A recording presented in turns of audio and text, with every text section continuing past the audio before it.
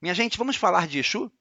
Aliás, eu queria começar falando, né? Qual é a diferença entre Orixá Exu e o Exu que baixa na Umbanda?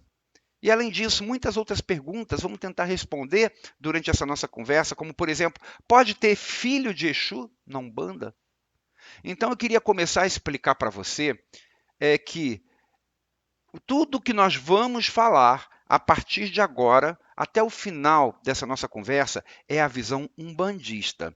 E, particularmente, a nossa visão, na centelha divina, sobre o que é Exu. Tem muitas outras visões por aí e há muitas coisas a serem ditas. Daria para a gente escrever um livro, 2 livros só sobre o tema Exu. Mas vamos tentar ser um pouquinho sucintos, vamos tentar concentrar apenas nas ideias mais fundamentais, mas lembrando que nós vamos passar aqui a visão da Umbanda e, particularmente, a nossa visão. A visão doutrinária da centelha divina, do que nós ensinamos, do que nós aprendemos pela espiritualidade nas nossas casas. Então, a primeira questão que muita gente pergunta é justamente essa que eu acabei de citar, né? Qual é a diferença entre o Orixá Exu e os Exus que baixam na Umbanda?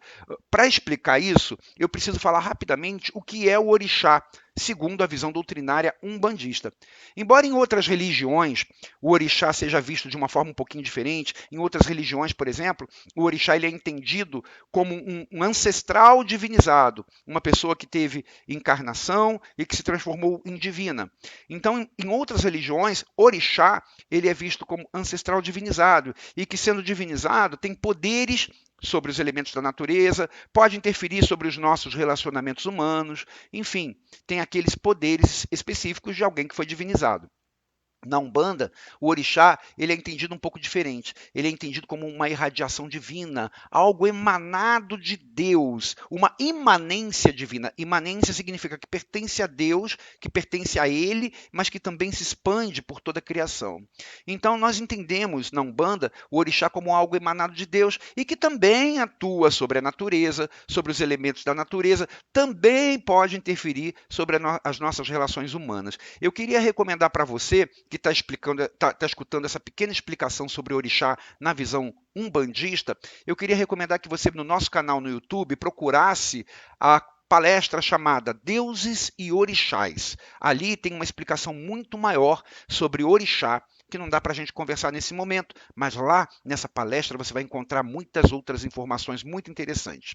Então, na visão umbandista, o orixá é isso, é uma emanação divina, é uma irradiação de Deus. E no caso do orixá Exu, continua sendo a mesma coisa, algo que vem de Deus e que representa uma vibração divina.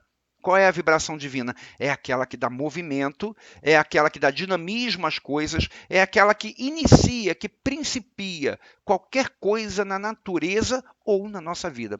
É aquela vibração divina, que vem de Deus, obviamente, e que está no começo de qualquer coisa. O primeiro movimento de qualquer coisa, ele só acontece porque tem esta vibração de Deus que permite que isso aconteça, o primeiro movimento. Então, esta força que está no princípio de qualquer coisa, nós chamamos de a força Exu, o orixá Exu. Então, o Exu está no primeiro passo de qualquer caminhada. Quem é que consegue caminhar sem dar o primeiro passo? Exu está na primeira centelhazinha de qualquer fogo, de qualquer incêndio. Ele está ali, a primeira centelhazinha. Tudo que está no começo de qualquer coisa. Ele está no primeiro contato que a gente tenha com alguém, no começo de um relacionamento, ele está ali. Enfim, Exu, essa força, essa vibração divina, está no começo de qualquer coisa que você possa imaginar. Ela está no começo e ela dá dinamismo àquilo para que aquilo aconteça, para que aquilo starte, para que aquilo comece. O Big Bang do universo, né, aquele momento de explosão do universo, aquele comecinho, aquele segundo, aquele momento em que houve a explosão, ali é Exu, é o começo de alguma coisa e que vai dar dinamismo, vai dar movimento para que tudo depois aconteça. Isso é Exu. Esta é a força de Exu. Então, se Exu está no início de qualquer coisa, não há nada que possa acontecer sem que falte, sem que tenha essa vibração de Exu. Não há nada que possa acontecer sem a ação de Exu. Ele está no começo, é ele que começa qualquer coisa. Quem é que consegue caminhar sem dar o primeiro passo?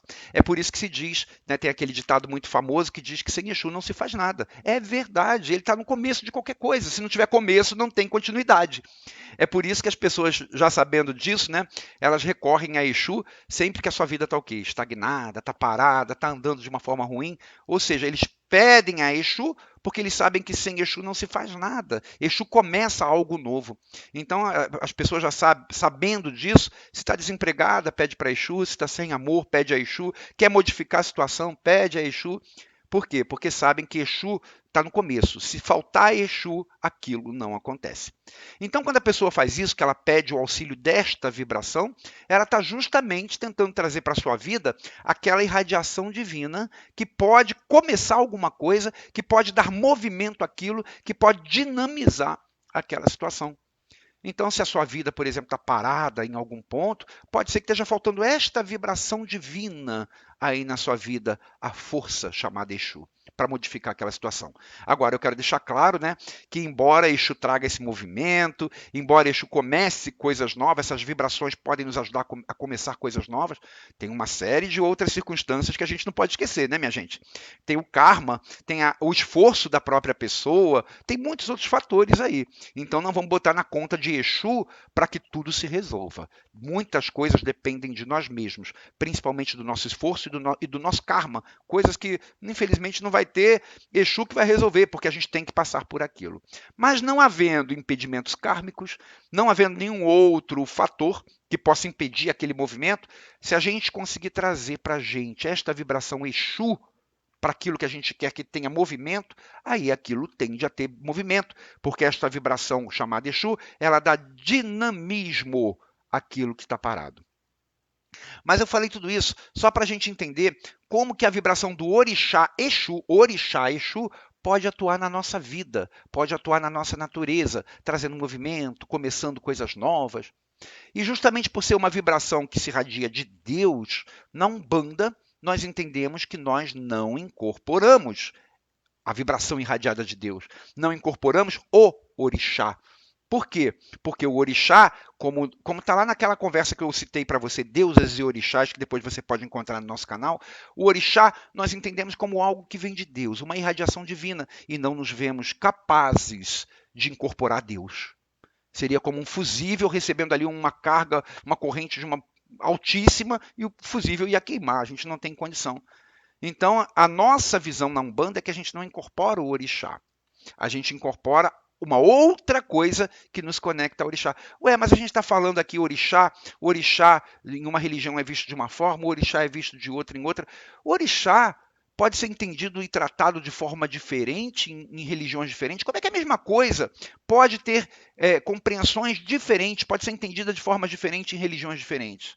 Da mesma forma que acontece, por exemplo, em muitos segmentos cristãos que tem por aí espalhados pelo mundo. Quantos segmentos cristãos, quantas igrejas diferentes tem espalhado pelo mundo? Jesus é um só. Por que tem tantos segmentos diferentes? Justamente porque as religiões são feitas por pessoas e as pessoas entendem de forma diferente a mesma coisa.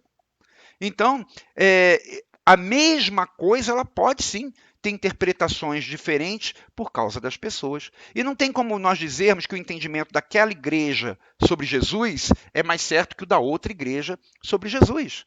A gente tem só que respeitar, são visões diferentes da mesma coisa. E o mesmo se dá em relação à visão do orixá na Umbanda e do orixá em outras religiões.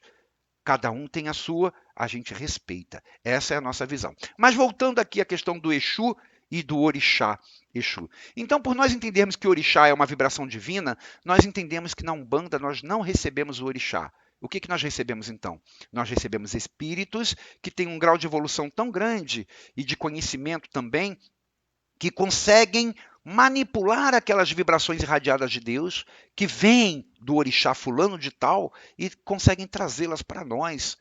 Conseguem nos conectar a essas vibrações, e aí ele consegue nos ajudar na saúde, nos relacionamentos humanos, na nossa vida de forma geral. E esses espíritos que fazem essa comunicação, nós chamamos de falangeiros dos orixás. E falando em falangeiro de orixá, tem falangeiro de orixá de todos os orixás, incluindo falangeiro do orixá Exu. O orixá é a vibração divina e o falangeiro de Exu é aquele que pega essa vibração, manipula ela, transforma, adequa a nossa capacidade de receber aquilo e nos conecta com essa vibração. Esses espíritos que trabalham com essas vibrações, eles representam a força desse orixá junto a nós. Eles nos trazem aquilo que essa força pode trazer. E na Umbanda, esses falangeiros são os que nós conhecemos, né? Como Tranca-Rua, Maria Padilha, Tiriri, Caveira, Maria Mulambo. Esses falangeiros de Exus são os que nos esses falangeiros de Exu, do orixá Exu, são os que nos conectam com a vibração do orixá Exu. E eles são espíritos muito mais adiantados que nós. É por isso, inclusive, que eles conseguem captar essas vibrações, trazê-las para nós. E por serem mais adiantados, é óbvio que eles cumprem aqueles requisitos mínimos de moral e de consciência que são necessários para qualquer espírito poder ser considerado um guia de Umbanda. Se a moral e a consciência dos falangeiros Exus fossem menores que as nossas, nós é que seríamos seus guias, e não o inverso, né? Simples assim. Eu, por exemplo, não aceitaria chamar de guia alguém que fosse pior que eu, se eu que estou tendo que ensinar para ele. Então, eles são nossos guias porque eles têm um grau de consciência e de moral muito maior que o nosso. E enquanto eles estiverem trabalhando como falangeiros do orixá Exu, eles vão estar junto a nós, além de nos conectando com essa vibração, eles vão estar representando aquele arquétipo que nós atribuímos a esta vibração. Aquele arquétipo muito humanizado, muito próximo ao nosso. Porque a vibração Exu, o orixá Exu, ele tem este arquétipo, esta personalidade que nós construímos para ele, de alguém muito humanizado. Então, os nossos falangeiros Exus vão representar essa mesma personalidade, aquele arquétipo de que é muito próximo a nós. Mas vão continuar lidando com essas vibrações, com essas energias que vêm da imanência divina chamada Exu. E aí, trazendo essas vibrações do orixá Exu para a gente, são esses nossos falangeiros que representam essa vibração junto a nós, são eles que vão poder nos ajudar, por exemplo, já que eles vão trazer para a gente essa vibração do orixá Exu, são eles que vão nos ajudar a dar dinamismo naquelas coisas que estão paradas. São eles que vão nos ajudar a começar alguma coisa que a gente queira começar, porque eles vão trazer para a gente essa vibração chamada Exu, esta vibração do orixá chamada Exu. Então são eles que podem nos ajudar, por exemplo, a melhorar a nossa comunicação, porque a comunicação parte de nós, é algo que traz dinamismo, é algo que movimenta as coisas. Eles podem nos ajudar a facilitar a comunicação. Consequentemente, facilitando a comunicação, facilita negociações. Então, você que precisa negociar, você pode pedir para o seu falangeiro Exu facilitar a negociação, porque ele vai facilitar a sua comunicação. Eles podem nos ajudar a encontrar novos caminhos. Toda vez que a gente fala em algo novo, a gente está falando de Exu. Exu é o começo de qualquer coisa. Eles podem nos ajudar a encontrar mudanças repentinas de alguma situação, a começar qualquer tipo de negócio novo, começar qualquer coisa nova que você imaginar. Eles nos conectando a essas vibrações, os nossos falangeiros Exus, nos conectando à vibração do orixá Exu, eles podem nos auxiliar em questões que envolvam o início de qualquer novo rumo ou empreendimento. Seja profissional, financeiro, emocional, espiritual, qualquer coisa que a gente queira dar um novo rumo, um novo caminho. Sempre que se fala a palavra novo, a gente está falando de Exu. E pode envolver, como eu disse, questões de negociações, de contratos, de comunicação. O único porém, nisso tudo que eu estou falando, porque parece assim que Exu faz milagre, né? Então, o único porém é que, justamente pelo fato deles saberem manipular esse tipo de energia que dinamiza as coisas, que começa as coisas novas, muitas vezes os nossos falangeiros Exus, Tranca-Rua, Maria Padilha, Maria Mulambo, são confundidos com gênios da lâmpada, né? Eles são procurados assim com aquela falsa ideia de que eles têm que atender todos os nossos pedidos, já que eles mexem com isso, já que eles trazem dinamismo, já que eles facilitam novos começos, já que eles mudam situações. Então, tem que atender todos os meus pedidos, resolver todos os meus problemas de ordem material. Não é assim. Como eu disse anteriormente, nós temos o nosso karma e também temos que ter a nossa dose de esforço para resolver as nossas coisas. A gente tem que usar o nosso esforço, a nossa inteligência, o que nos compete. Nós temos que participar principalmente daquilo que a gente quer. Não é Exu que vai nos dar assim, senão a gente não aprende nada. E esses espíritos, eles não vão nos auxiliar simplesmente porque a gente está pedindo. O esforço é nosso, a recompensa também é nossa. E é isso que é importante. Esses espíritos jamais vão nos ajudar a conseguir, por exemplo, qualquer coisa que o nosso próprio merecimento não permita. Porque, afinal de contas, pelo nível de consciência que eles têm, eles são espíritos que se prestam ao cumprimento das leis, não à deturpação das leis.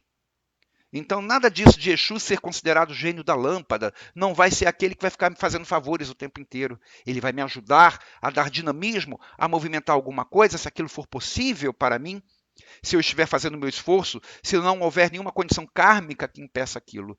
Eles são espíritos que cumprem leis, e por isso eles são chamados de Exu de lei, ou de Exus executores da lei. Eles fazem com que a lei seja cumprida. Ué, mas se esses espíritos assim são espíritos que têm um grau de consciência e de moral tão superior ao nosso, essa consciência tão grande de lei e de que a gente tem que fazer nosso esforço e que não vão realizar tudo.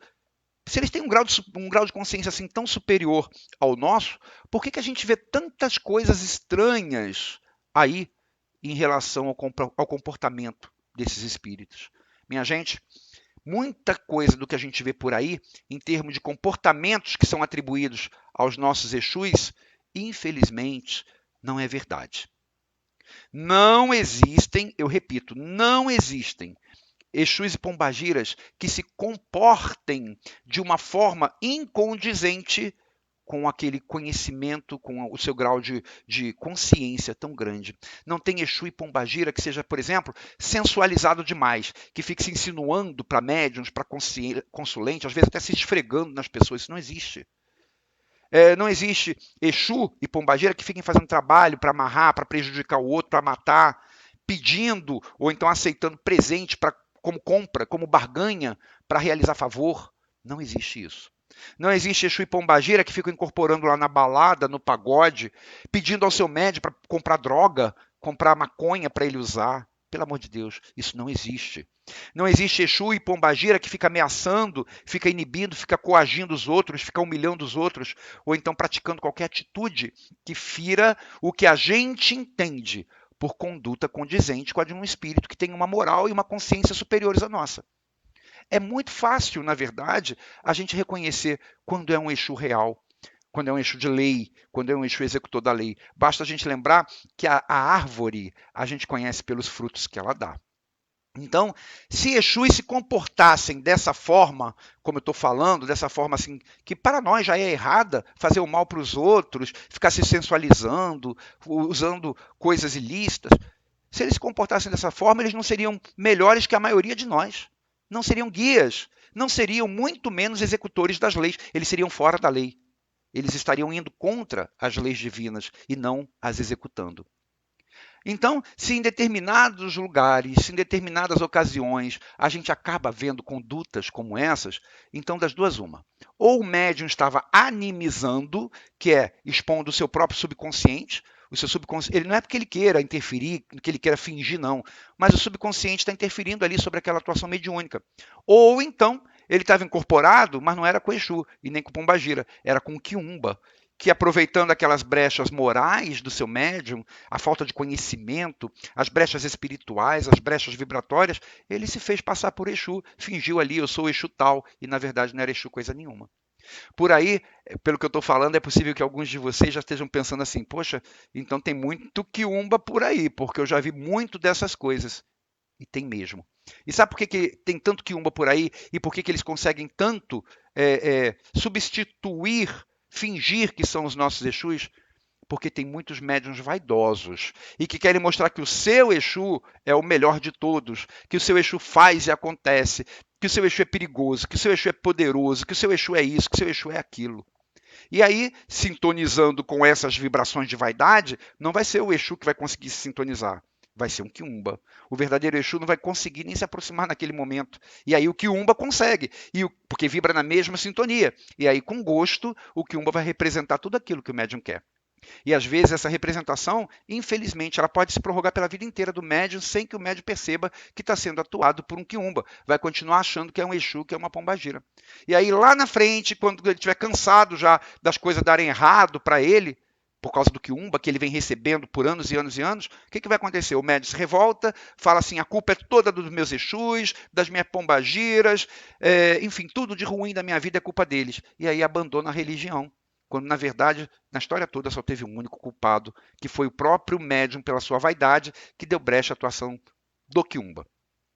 E, infelizmente, minha gente, nesse impulso que muita gente tem pela vaidade, de querer fazer com que o seu Exu impressione, que se mostre como todo-poderoso, vale tudo.